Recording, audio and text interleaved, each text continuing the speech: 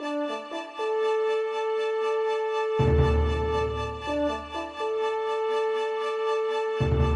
a nation and as a society, if we ever forget who we are and where we have come from, I think that will be the end of our society. If we lose what we've built in the past, then we lose what America is and who we are.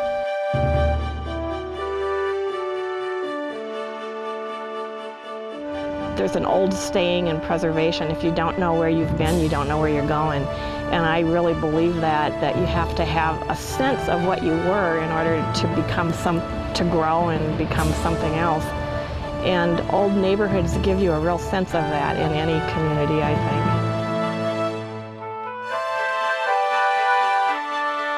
think. Preserving our heritage, and particularly the physical landmarks that link us to past generations, is extremely important so that we maintain a sense of identity as a community, as in a broader sense, society, and even a civilization.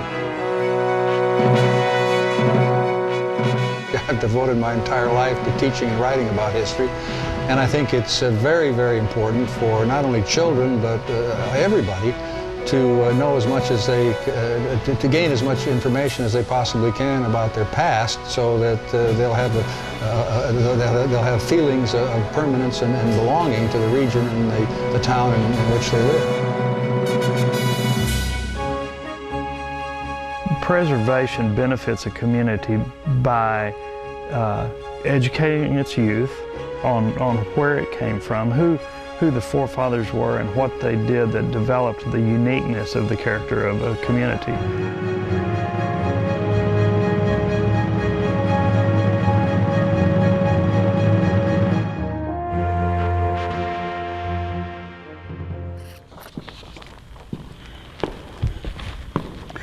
Hello, my name is Ed Harville. When I was a kid, I didn't think much about history. I didn't like to read. But as I've gotten older, I've come to appreciate it a lot more. So if you don't like history now, just don't give up on it. You're going to love it someday. I've written a few ideas about preservation here in Wichita Falls, and I'd like to share them with you. If buildings could talk to us, what would they say? I think they would speak of an earlier day, a time when our forefathers settled this land with great aspirations, both noble and grand, of wildcatters, cattlemen, entrepreneurs, of medical doctors effecting new cures, of bankers and lawyers and men of the soil, of men who made fortunes in railroads and oil. They built these fine buildings of mortar and such, with each one applying his personal touch. They built them with pride and a faith that they'd last and provide us a link to this great city's past. The Hamilton Building, the old Holt Hotel, the Wichita Theater, Kell House as well. The stately Kemp Library, now home to the arts. The Littlest Skyscraper, touching our hearts. They each tell a story of times long ago, of traditional values they want us to know, of pride of accomplishment, dreams carried through, the comfort of older things long tried and true. Perhaps it's not buildings we're hearing at all, but spirits of those who built Wichita Falls. Their spirits still linger. Their message is clear, a strong admonition to those who would hear. We've left you a legacy. Show it respect. It's your tie to the past if you want to connect. We did what we could to develop this land. Its past and its future is now in your hands. Thank you for your attention.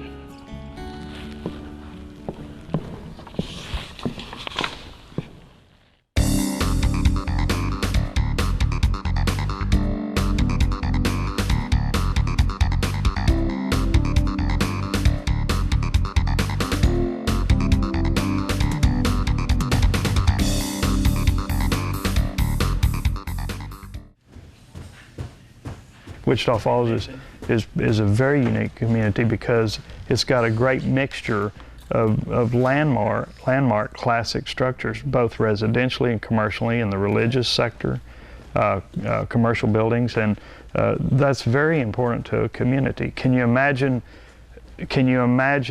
a community with no courthouse, no square, no social center, and it's just that is a common, or is just simply supported by all new retail construction? You know, the character is just not, the depth of character is not there in that situation.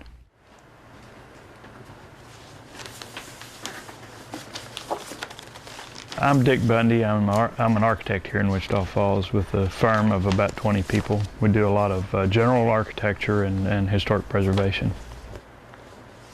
Really look at older buildings and restoration reverently. I mean, to me it says something about the craftsman that built the building, about the creativity that designed it, and about the culture that's preserved by keeping it whole. It's a very complicated process in the field of architecture. As a matter of fact, schools of architecture now have specializations in historic preservation.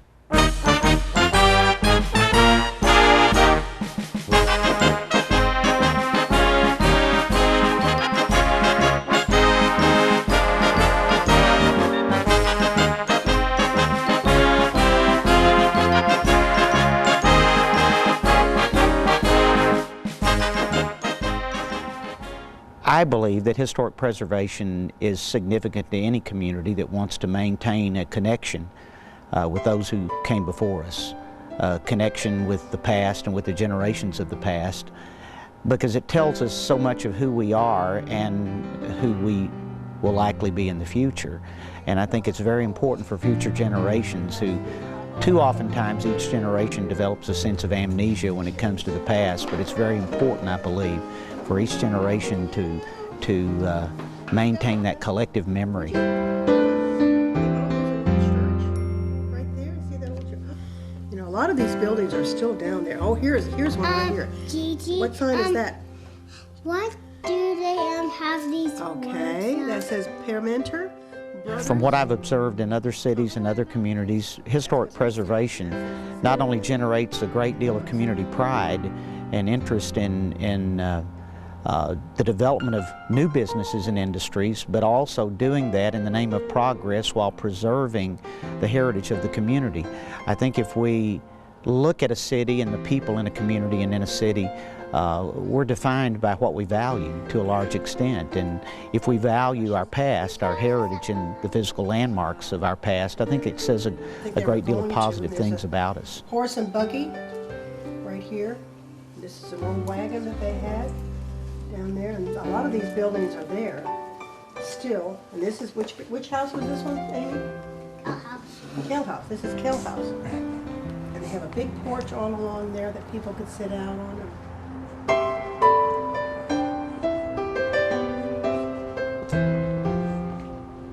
You know, the house really is much bigger than I remembered it to be. Hi, Stacy. How are you? I'm good. How are you? Good. Golly. You know, when I walked in the door, it was, you know, kind of like stepping a little bit back into the past. I remembered in seeing the stairwell going upstairs that I had not remembered being quite that grand. There was always a real feeling in this house of warmth. I can remember everybody seemed to be very happy in this house.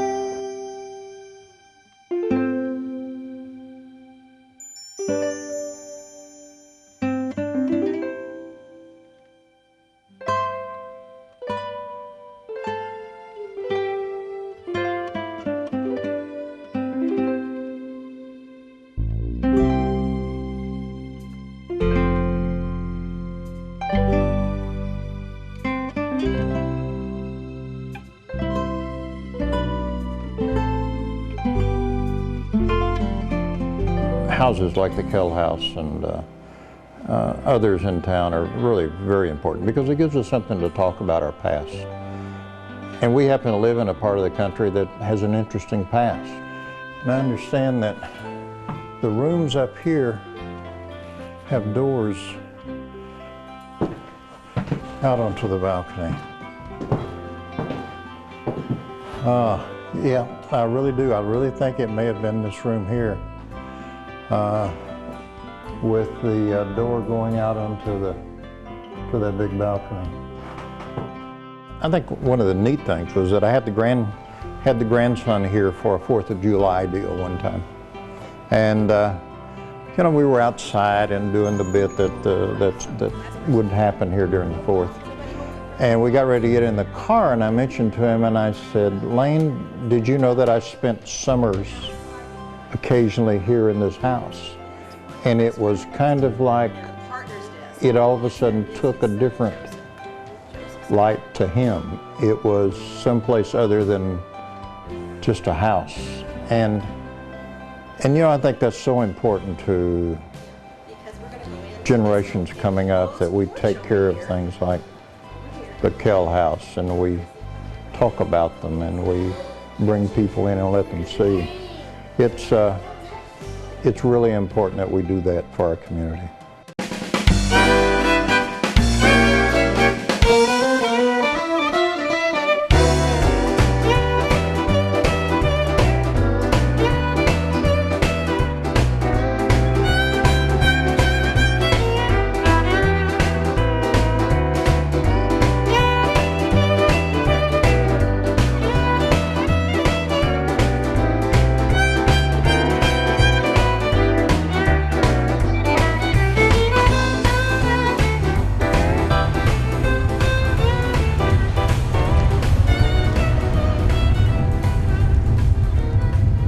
The Holt Hotel is one of the larger buildings in town that's gone through a major rehabilitation.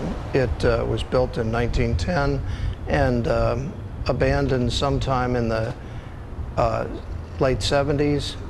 Basically had no windows for 20 years, and then has been recently converted into an upscale apartment complex, with a major difference in the downtown area, with now that being an attractive building and an asset to the area. I'm Dave Clark. I'm Director of Community Development, and I oversee things like historic preservation, parts of economic development, building inspection, property management, neighborhood resources, and code enforcement. Okay, Dave, let me show you the model. Yeah, I'd be interested to see how that's been done, after having seen all these places for all these years, to see how people decorate them. Okay. Right now, the building is an asset to the downtown. It provides activity. It provides eyes on the street, people coming and going.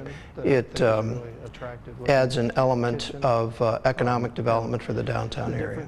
The rally for the fundraising for the Holt Hotel was "It's Now or Never," which it truly was, because this building was now facing demolition after 20 years of rain coming in.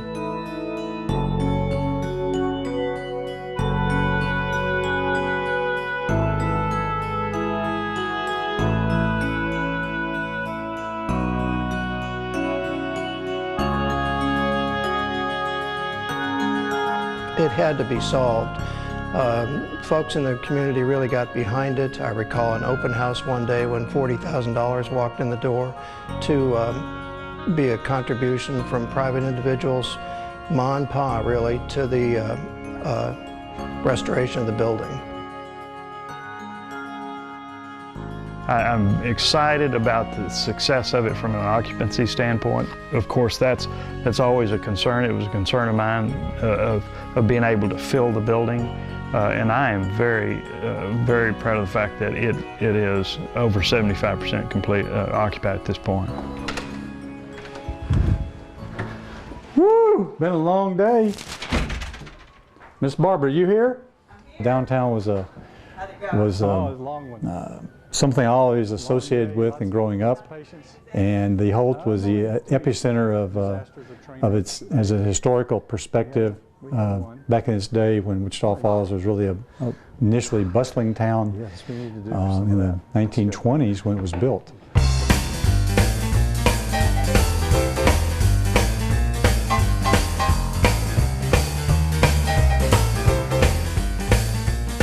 I had lived in a high-rise in downtown Dallas, so it was not foreign to me. Now, some people in Wichita Falls think that it is odd to live downtown because this is the first high-rise building, apartment building that's residential.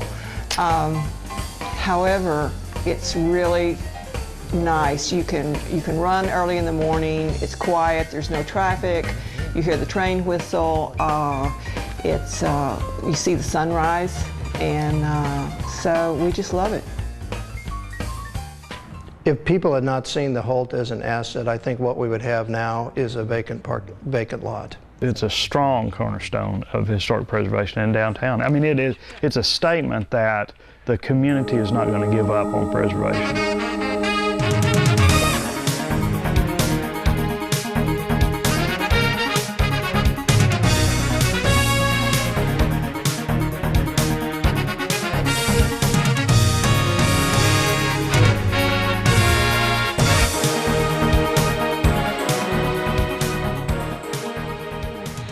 Okay, ready? Yes. All right, I'm Diane Fuhs. I'm on the Landmark Commission, and I live in the Country Club neighborhood. And I'm Susan Koch, and I live in West Floral Heights. Great.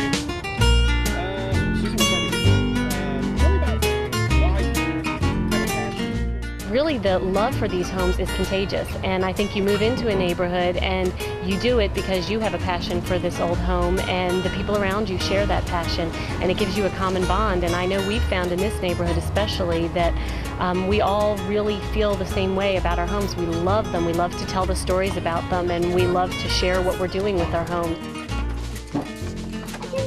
I always have loved old houses, and we've lived in a lot of them. We've restored them, we've rehabbed them, and most old houses are in old neighborhoods. And so you end up moving to an old neighborhood, and it's just so inspiring to see those houses survive and become functional for new people and still have all those qualities that make that from their original building. That I love to see that happen. And if you preserve an older neighborhood, I think it just keeps the community stable and grounded. When I'm walking through the neighborhood, I think obviously pride when it's your own neighborhood, that somebody's taken the time and spent the energy and the money to go ahead and do that and to bring it back. It's you know, almost like watching a child be born, especially when you're that person that's done that. You see it at the beginning stage, and you take all those before pictures, and then you spend all that blood, sweat, and tears, and then you turn around and you have this wonderful, wonderful thing at the end. And I think it's really satisfying to the people who do it and to the neighborhood around it. I know when I've watched the houses in our neighborhood and seen some of them, like the Phoenix Award type houses that have been resurrected from rubble almost, it's just a really heartening thing to see, because you know that there is hope, and that if you see another house like that, that too could be restored, and that it doesn't just have to be torn down, that there is often another solution and a viable solution. It takes a lot of work, and you have to be dedicated to it. And I'm just always really proud of that neighborhood and that individual that did it.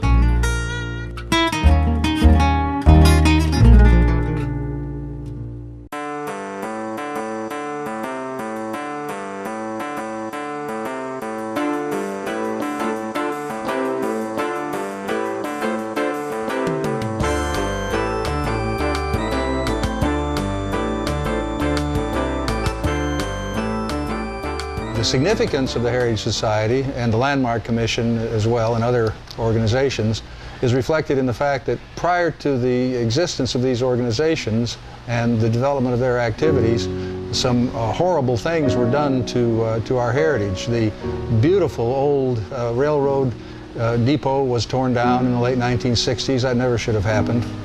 And we have allowed some of our famous old buildings, like the courthouse, to be desecrated by the manner in which they've been covered. I apologize for saying that. I'm sure there are those who will disagree, but I mean, it's ghastly. The Wichita County Courthouse is an example, sadly, of what not to do. Back in the 50s, the thought was that buildings would look better if they didn't have their detail, but rather were made as contemporary entities with cladding and metal and so forth. This is a quick idea of what the building used to look like. It's my understanding that the detail was broken off of it. Columns were, I believe, thrown in the river, and the cladding was done, and then eventually an addition was made in the new design that has completed its fate for the rest of its years.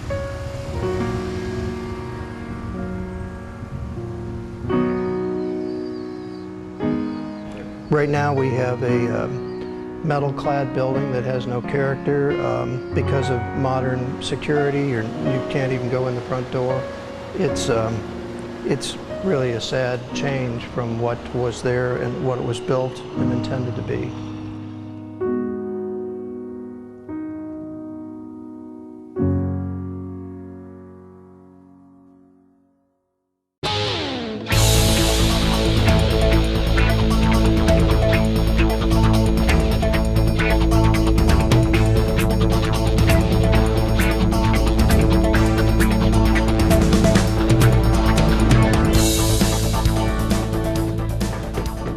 A community is judged by its appearance very much. Charlie, would you drop these off for me today at Rose Street and see if you can get them signed off on the proof? Sure. Okay, thanks.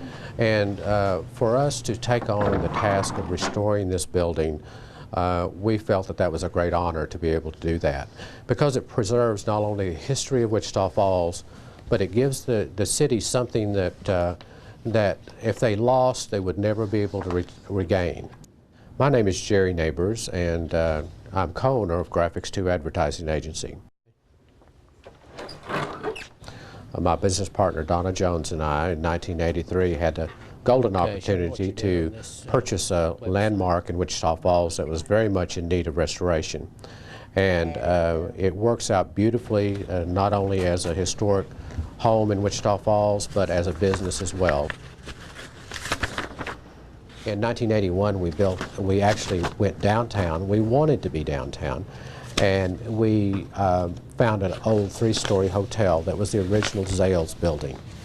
We were in the process of working with an architect to do the restoration on the top 2 floors at the time in December of 1983, when just down the block on one very, very cold winter night, a fire was set by an arson, and before the night was over, it took down the entire city block.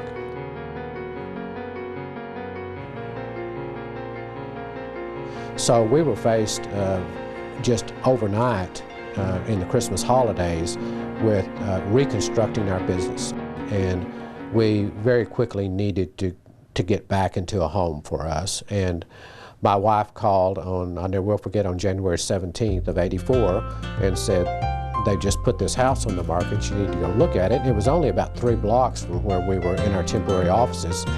We were back within an hour with the contract on the house, so she was pretty well blown away by all of that.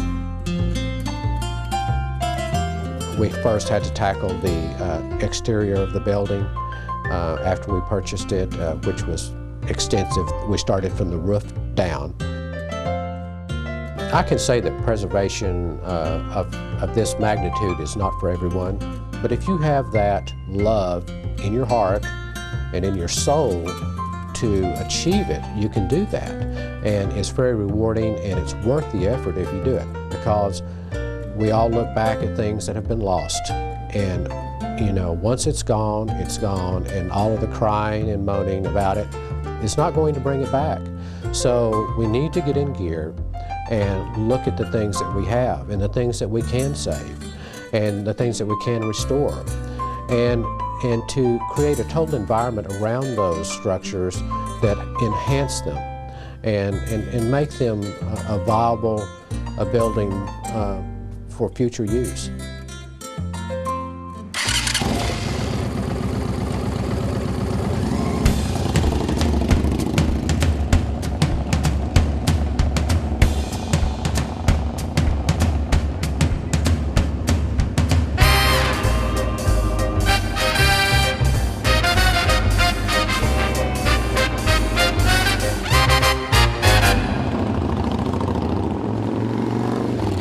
There's a building, for example, the Littlest Skyscraper in town that I think is a bit of almost a caricature, which makes it a little fun because it's a building that was built under strange circumstances, everyone expecting to be much larger than it actually is as a skyscraper.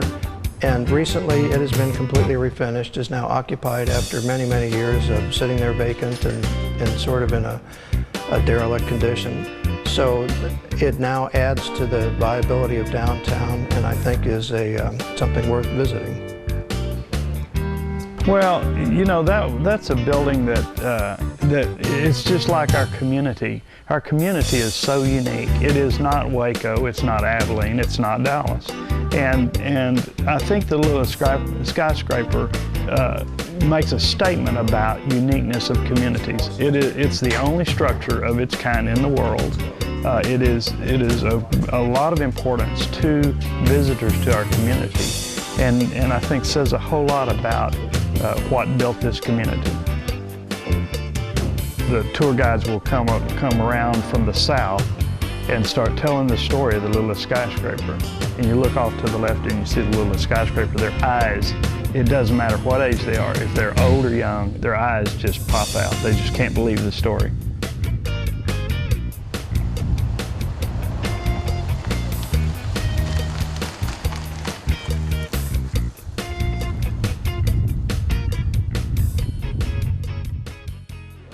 Hope you enjoyed the program. We'd like to thank everyone who made it possible.